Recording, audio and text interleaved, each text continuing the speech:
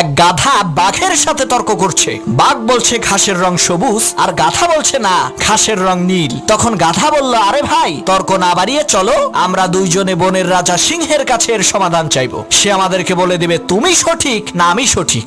বাঘ বলল, চলো যাই। তারা দুইজনে বনের রাজা সিংহের সামনে এসে দাঁড়ালো।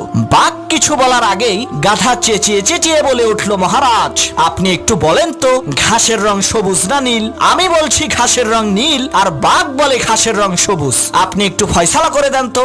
সিংহ বলে, এই ফয়সালা পরে করব, আগে বাঘের ফয়সালা করি। সিংহ বাঘকে উদ্দেশ্য করে বলল, বেটা বেকুব, তুই এই বন থেকে বের হয়ে যা, আগামী 1 মাসের মধ্যে এই বনে প্রবেশ করবি না। বাঘ বলল, মহারাজ, আমার কোন অপরাধের কারণে আপনি আমাকে এত বড় শাস্তি দিচ্ছেন? তখন সিংহ বলল, বেটা, তুই হইলি শক্তিশালী আর বুদ্ধিমান প্রাণী, তোর গর্জন শুনলেই তো গাধার লুজ মোশন শুরু হয়ে যাবে। তুই কেন এই অশিক্ষিত মূর্খ গাধার সাথে তর্ক করে সময় নষ্ট করতে গেলি?